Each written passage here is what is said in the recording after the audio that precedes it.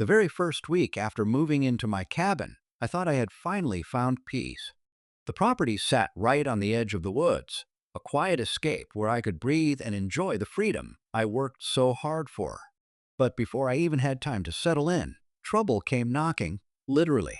Out of nowhere, members of the local host showed up at my doorstep, acting like they owned the place. They weren't just making a friendly visit either. They stormed in, demanding that I follow their rules, pay their fees, and accept their authority over my cabin land. The problem was, I wasn't part of their HOA at all.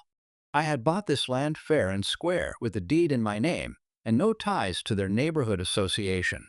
Still, they insisted I owed them, and that resisting would only make things harder for me. At first, I thought it was just a mistake, maybe a misunderstanding with the paperwork. But the more I listened, the clearer it became. They weren't confused. They were confident. They believed they had power over me simply because they were used to getting their way. That's when I realized this wasn't just about rules or dues. This was about control. The tension grew fast. The HOA members kept pressing, throwing out threats of fines, restrictions, and even trying to tell me what I could and couldn't do on my own property. What they didn't know was that my cabin wasn't just any random spot in the woods. It belonged to a landlord they had crossed paths with before, someone they definitely shouldn't have underestimated. That's when everything started to shift. And let's just say, the HOA was about to learn a hard lesson in picking the wrong fight. When I first bought the cabin land, I did all the research myself. I checked the county records, the deed, and even walked the boundary lines with the surveyor. Everything was crystal clear. This property was independent, with no HOA attached. That's exactly why I bought it. I wanted the freedom to enjoy my own space without someone breathing down my neck about fences, paint colors, or how I parked my truck. But hearing the HOA talk, you'd think they owned every inch of land around here. They showed up with clipboards and papers, waving them around like proof of their authority. But nothing they said matched the reality I had in black and white. I started noticing the way they talked to me, like I was some outsider invading their territory. They kept mentioning community standards and mandatory fees, but none of it applied to me. Still, they refused to back down. What made things stranger was how confident they were that I'd eventually cave in. It felt less like a mix-up and more like a power play, as if they were trying to scare me into signing something I didn't know. The more I listened, the more questions I had. Why were they so determined to drag me into their HOA when the documents clearly showed I wasn't part of it? And why did they keep bringing up the name of the landlord who originally built on this land years ago? There was a hint of something personal in their tone, like old grudges were resurfacing, and somehow I had walked straight into the middle of it. That's when I realized this wasn't just about me or my cabin. This was about unfinished business between the HOA and the landlord they never wanted to face again. The more I dug into the history of my cabin land, the clearer the picture became. Years ago, the landlord who owned this property had a bitter standoff with the same HOA that was now on my doorstep. From what I gathered, he refused to join their association, no matter how much pressure they put on him. He fought them in meetings, rejected their rules, and even won when they tried to challenge his ownership legally. That defeat clearly left a mark, because now, years later, they were treating me like the easy target to make up for their past loss. But it wasn't just about old grudges. The HOA seemed to have bigger plans for this part of the land. I overheard one of them mentioning future developments and expansion. That made me wonder if my cabin stood in the way of something they wanted to build or control. It was almost like they saw my property as the missing piece of their puzzle, and they were determined to drag me under their umbrella whether I liked it or not. While all this was unfolding, neighbors started coming by, quietly sharing their own stories. Some whispered about fines for tiny things like leaving garden tools out or painting a shed the wrong color.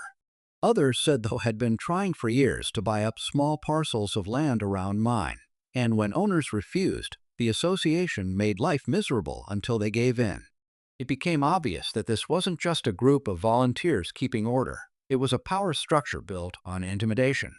And now, by moving into my cabin, I had stepped right into the heart of their long-running feud. What they didn't realize, though, was that I wasn't planning to back down. The HOA's visits became more frequent, and each time they arrived, the tension only grew heavier. They started showing up in groups, standing at the edge of my driveway like they owned the road, demanding answers and pushing paperwork in my face. I knew the deed was solid. I knew the land was mine, but their confidence made it clear they were planning something bigger than just intimidation. Late one evening, I noticed unfamiliar cars parked near the property line, their headlights flashing before they quickly pulled away. It felt less like neighbors checking in and more like surveillance. The whispers from locals grew louder too. One neighbor warned me that the Ho president had been eyeing my cabin for years, calling it the last holdout in their expansion plan. Another said they had tried to pressure the landlord before me with threats of zoning changes and lawsuits until he finally walked away. That explained why the Ho was so determined. They weren't just trying to enforce rules, they were trying to erase a history they couldn't control. I began to feel the pressure mounting from all sides. Letters started arriving in my mailbox, each one more aggressive than the last, threatening fines, legal action, and even restrictions on access to the very road leading to my cabin. It was a clear attempt to box me in, to cut off my options until I gave up. But the more they pushed, the more determined I became to uncover exactly what they were hiding. And then, one night, it all came to a head. I heard loud knocks on the cabin door, sharper and more insistent than ever before. When I opened it, the entire Ho board was standing there, faces set and voices ready to deliver their final demand. As I stood face to face with the entire Ho board, I expected another round of threats and demands. But what they revealed next caught me completely off guard. Instead of waving their usual stack of fake rules and letters, they pulled out a set of old maps and claimed my cabin was sitting on land that didn't even belong to me. According to them, the property line had been redrawn years ago, and part of my land fell inside their Ho boundaries. It was a bold accusation, one designed to shake my confidence, but I knew something wasn't adding up. The twist came when they mentioned the county records. They claimed new surveys had been filed, showing that my cabin sat right on the edge of their planned development. Suddenly, this wasn't just about dues or membership, it was about ownership. If what they were saying was true, they weren't trying to pull me into their Ho.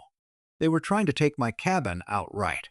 The air grew heavier as they laid out their so-called evidence, insisting that if I didn't cooperate, I'd be trespassing on land that wasn't mine. But deep down, I remembered the paperwork I had in my files, the original deed, the surveys, everything checked and verified before I even signed. For them to bring this up now meant one of two things. Either they were desperate, or they had someone on the inside helping them rewrite history. That realization changed everything.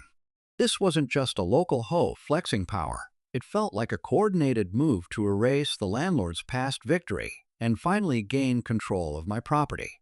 And if they were willing to alter records, what else were they hiding? The board stood there, waiting for my response, as the stakes suddenly became higher than ever. I didn't back down. Instead of arguing on the porch, I invited the Ho board inside, calmly setting their maps on the table next to my own stack of documents. One by one, I laid out the original deed, the official county survey, and the signatures that proved the land was mine, completely outside their HOA's reach. The room went quiet. They hadn't expected me to have every piece of proof ready to challenge them. Their faces shifted from confidence to unease as I pointed out each line that dismantled their claims. But the real turning point came when I revealed something they hadn't counted on. Before moving in, I had spoken with the landlord who once owned this cabin. He had warned me about the HOA's games and had given me a signed affidavit of his own, describing how he fought and won against their exact tactics years ago. That document alone was enough to expose their entire plan as a repeat attempt at land grabbing. The Ho president tried to argue, but it was clear the fight was over. I made it clear that if they didn't leave me alone, I'd take everything I had straight to the county office and the local press. Their so-called new surveys wouldn't survive real scrutiny, and they knew it. Slowly, they gathered their papers and backed out of the cabin, leaving with a silence that said more than their threats ever could. Just when I thought it was finished, the landlord called me the next morning. He told me that the HOA's expansion wasn't just about land. It was tied to a developer who had been quietly funding them, hoping to buy the entire area for profit. The fight, I had just won was only the beginning of a much bigger battle. After the landlord's call, everything started to make sense. The HOA's sudden push, the fake surveys, the endless harassment, it wasn't just about control. They were working for something much bigger, trying to clear out anyone who stood in the way of the developer's plans. My cabin land had become the last obstacle, and they thought I would be the easy one to break. What they didn't expect was that I'd stand my ground, armed with proof and backed by the very history they had hoped everyone had forgotten. In the days that followed, the pressure finally eased. The hoe board stopped showing up at my driveway, and the letters in my mailbox went silent. Neighbors who once kept quiet began to speak up, realizing they weren't alone in being pushed around.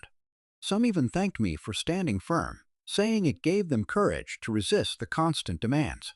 It felt like the hold the hoe had on this community was beginning to crack. I kept in touch with the landlord, and together we made sure the county had every piece of evidence on record. If the developer tried to make another move, they'd have to face not just one cabin owner, but a community ready to push back. Looking back, what started as a simple dream of living peacefully in my cabin turned into a test of resilience. The hoes stormed in thinking they could intimidate me, but instead they exposed their own greed and overreach. The biggest lesson I learned was that standing up for what's right, even when you're outnumbered, can change more than just your own situation. It can give others the strength to do the same. And in the end, that's what truly secured my freedom on this land.